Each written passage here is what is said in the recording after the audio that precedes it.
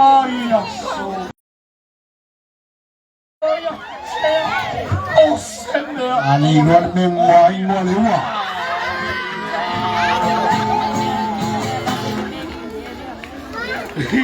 Sauia o si awani se vai o teri mama.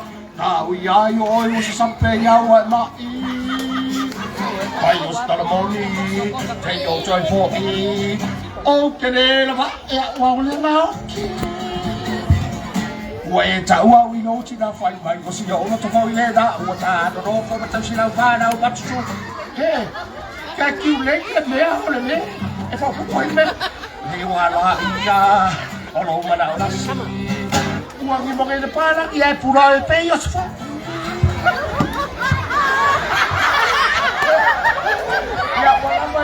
Ya, mais é pati mole. Nga pese a moiao ma, a fiu moiao ma fiu au peau.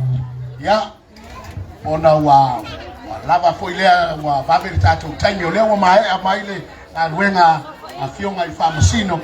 Ya, o lea tatou papa.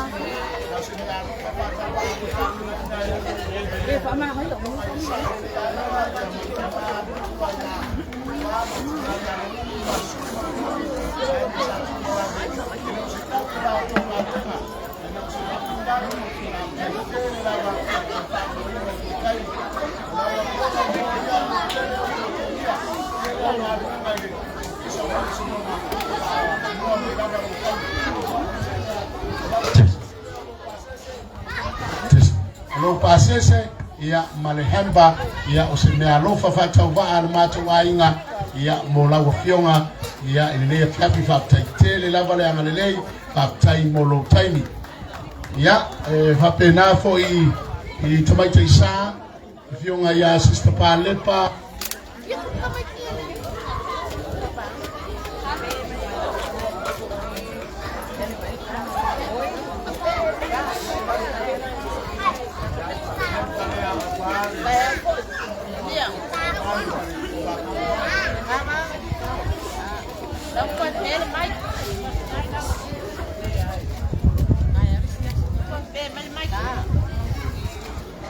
ya la fionga Sister Julia after tele lava mole na vano mai lo taimi mo i mato ya o lau tutusi lea o lau pasese lea ya fatasi fo i malehemba ya o me alofa la inga sa tu wa ve mo to fionga ya mo fa sinoina mato fa moi ya o te manatu e jamsi taimi ya ise salno atu se si o le ainga e fa maia ya o le abano le leilea tu watu i lau fionga i fa msino o i lava o tofia ya mo le tatou launga tongi le nei fiafi ya toi bala awa tulo i tatou manai ama tatou tausala au mai o tau no foi no manei ya mafia mai no manei ya take your seat with you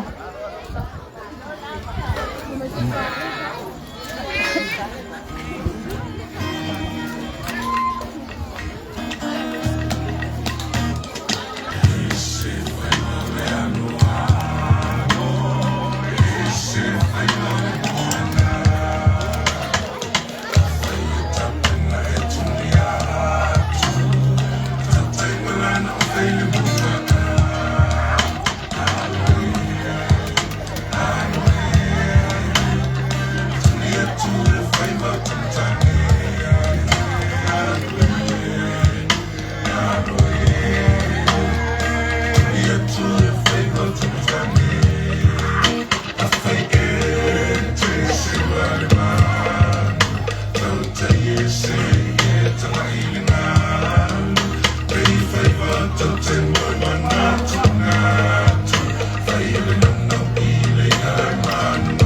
Amai ni ngo fuanga fa mo mole mo tato manayang tato tau sala aku du mayo.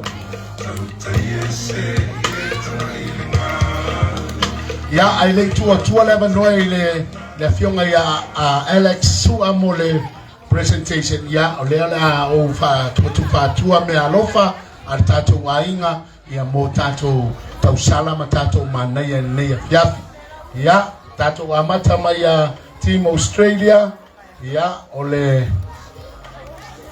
le alofa lea mo Jeremiah ya Nivaya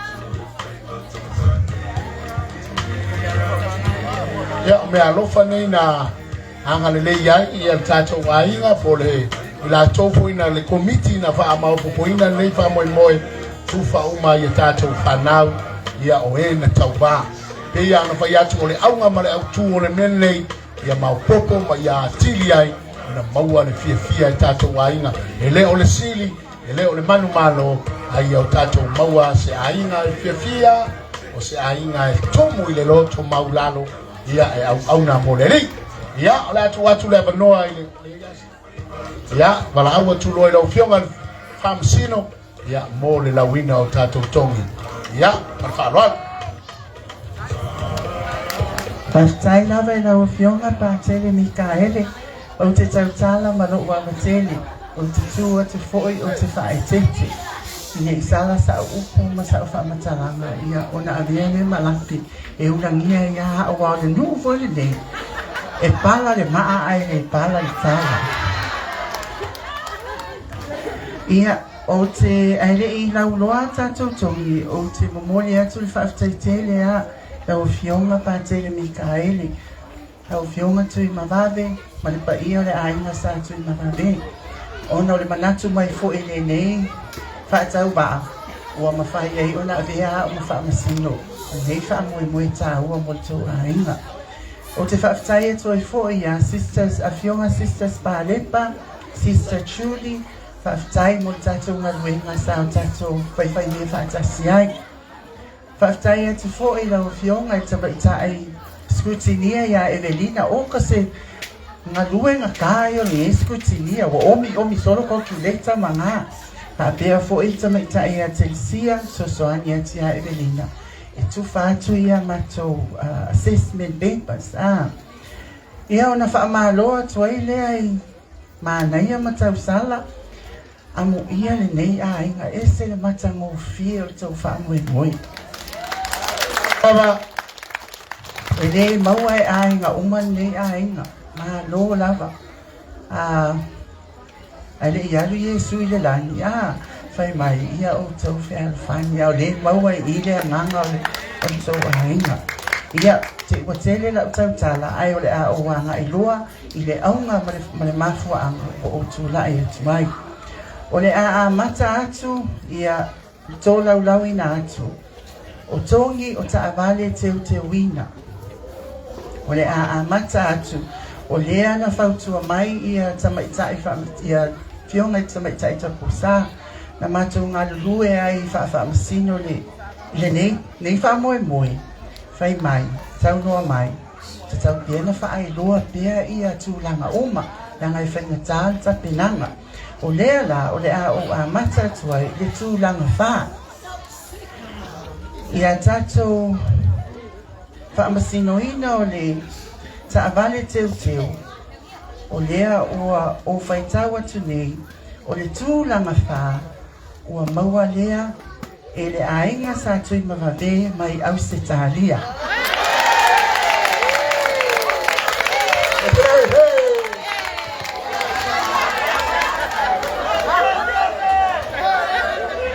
o le tūlanga tolu ua whaamangiaina mai ei foi le isi foi Maenga malosi o le ainga sa tui mawave mai Amerika Samoa.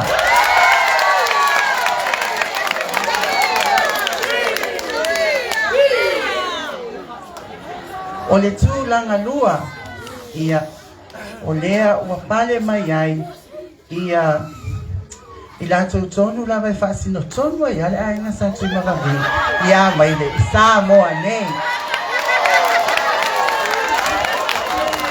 Ia o nā mai leo te patitele lava ua whaamania ina ai. E ainga sa tui mawave I New Zealand Aotearoa. Ia o tele I ai le tautau wanga leo ta avale teo teo. Aina o matamata mai ai le lai. O kase maana ia. E se whai mea mawhai o nei a inga. Ai whai mai a Aotearoa. Haere mai. Pati mai mo Alex. Thank you. Ia ona whaasolo mai ai lea I tawanga tā lengi. O le a o tō lau ina atu. Tongi mai le tausala, tongi a le mānaia. Ai o lea na a mai le whautuanga, a le tamaita eskutinia ia Evelina. E whaailoa atu pia na o le tūlanga mua. O le mautongi lava I o tūlanga mua. O le tā leni o tausala, ua whaamangia ina ai, ia le tamaita I tausala, mai New Zealand.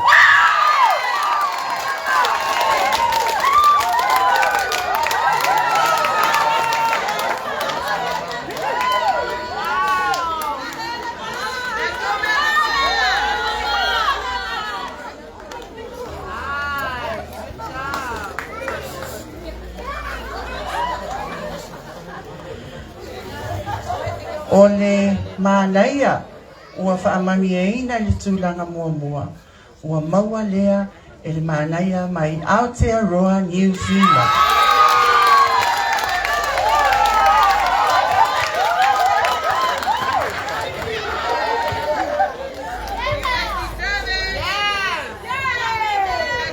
Kau sau foi mea pise ika.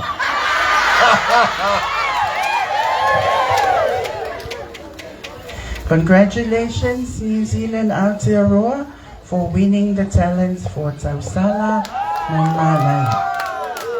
Ia le awhai nia whaanga solo, ia tātou traditional attire po o la e sa mua te wina, o le a o amata mai, I le la e sa mua te wina Tausala, ua whaamania ina ai le Tausala mai a maile sa mua le.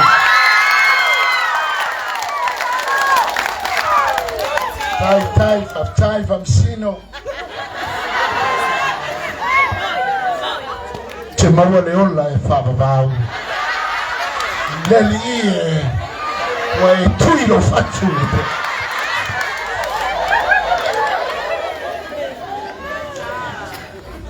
O le mānaia ua whaamania ina I la e sa mua te wina ua maua fo I lea e le Mānaia mai a maile sa mua. O oe o lo watua e te pule ya. O oe au mai ai mele le uma o lo ola.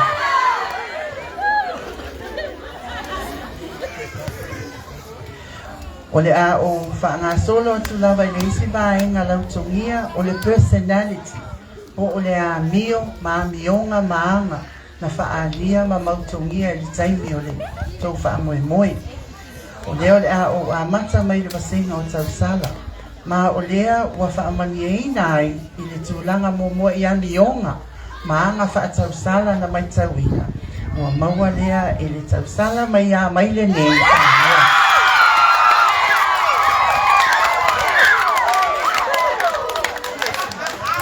Ua pau mai o lunga le anganga o le tua.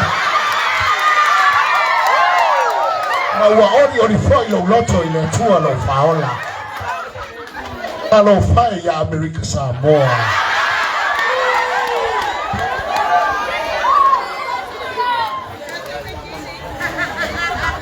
O le vaenga o Mānaia, ua whaamania ina ai le nei tūlanga mua I a mionga maanga whaatamali I anga whaatau.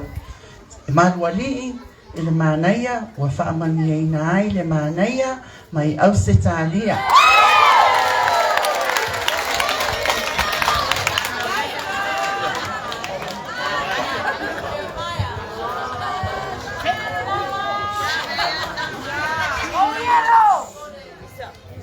Ona alua I leo Peteru ma le ita tele.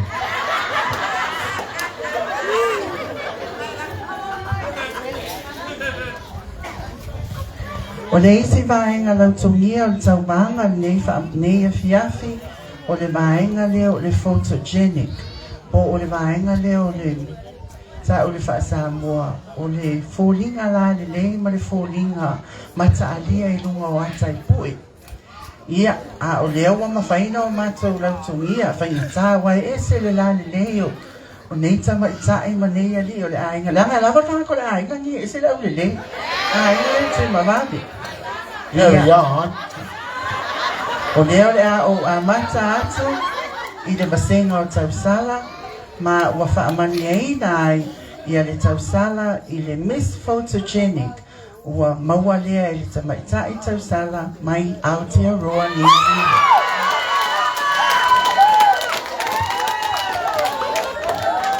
O le fili ma le tia Apollo maana whaau songa.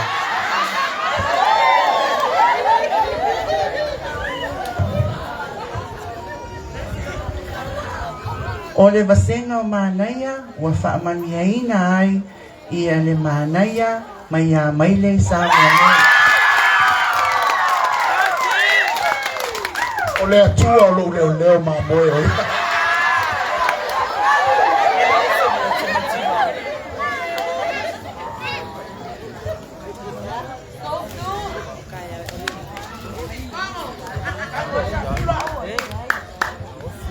Ia o leala wo o mai e loe le si ui o le au te lenga o tongi uma lava nei wo mwhaino mato tongi ina ma o le au a mata tuai I le tūlanga whā te ia o atu I le tausala ma le mānaia po o le whaawasenga ina le na whaawasenga ina ai. O le ainga sa tui mawame lua orua lima I le lua orua ono a ea. Ia o le tūlanga whā ua tu inatu lea I le ainga sa tui mawave mai Amerika Samoa. Pati pati mai Amerika Samoa. O ana tongi e tolu se lau valu se fulu ma le whā.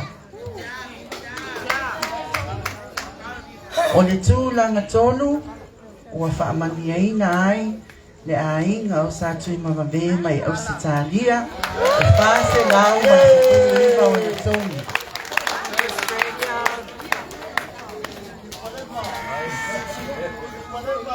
O le vaenga tūlanga lua e whase lau ma le fitu se fulu lua o na tongi ma le tūlanga mua mua e whase lau valu se fulu ma le lua o na tongi. O lona winga o se tau wanga na whainga tā tele I whamasino na lau tongia o na ua matua I taf tele ia hafo, ia tā penanga. Ia o le tala whasamoa e le mua uma lava ni waa. Ia ai o le tūlanga lua ua whaamaniaina ai ia le ainga sa tui mawave mai Aotearoa New Zealand.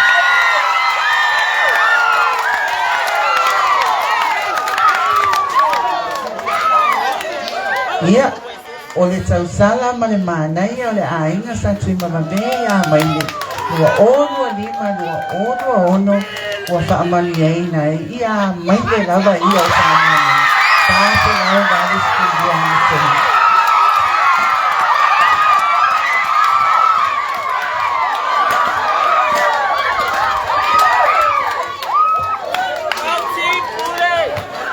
Ia whaatai lava mo lo ua manoa.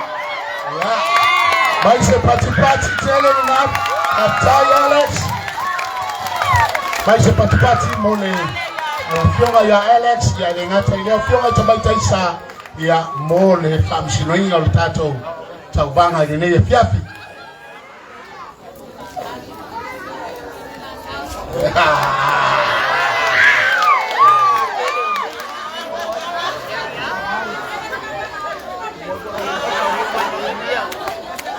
O le ali o ia o le pule ya tra. O yes ya te ia. Ya ma taimile nei ya. O le asa uni e tuloa le tapsala male mana ya mo le la ua sasa anga fa Samoa. ya fatai tato waina toi mais patpati mo Alex ya ma fionga tamai taisa mo lenga luenga fitai tunga safenga yai ne fiaf ya peya ona faya sauno Alex ese le mana yo se ainga fai me fatas ese fo ile mana yo se ainga ai loto fatasi manga duwe fatasi ya de mo omani ba na tuwatu la vanua mo le sasaanga ale tato tausala mana tato mana ya ayuli atua ile si vai ngai toa sawia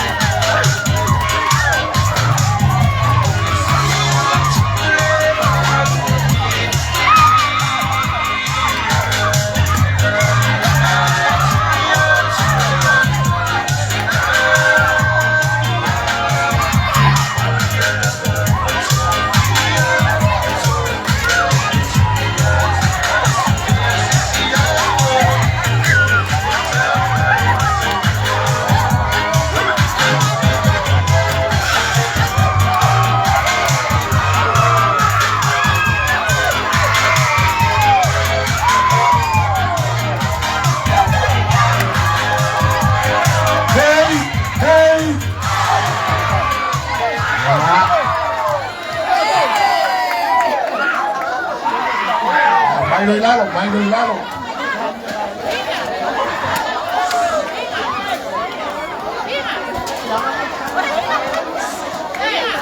Ya, pues kasi kako kawanunga kako fiafi ya onatato malolo ifoilea ya au vyo kubabe ese meke dio sa ngo yai ai le faya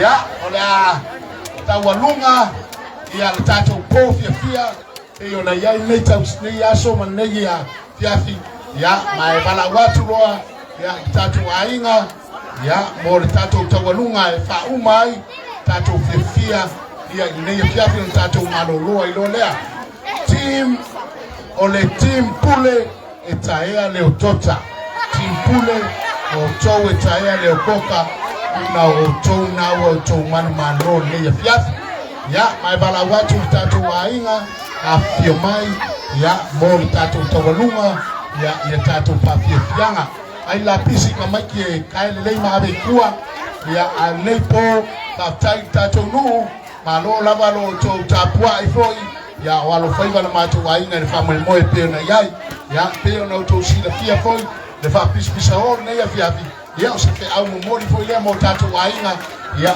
pe na yai ma poponga ya tatu waina ne fiafi ya la uvyo kumbabe tamaya fangabao ya mapaio tatu waina mai papo ya la tawalunga tatu nei ya fiafi tatu tausana ya mama naya balawa kita ko kausalam mga ye mai dumangei kawalunga umai o po ta ko faile ko puenga aka ya mafa umai ta to po ya sawia ole tawa ya ose mai ya papa ole tawa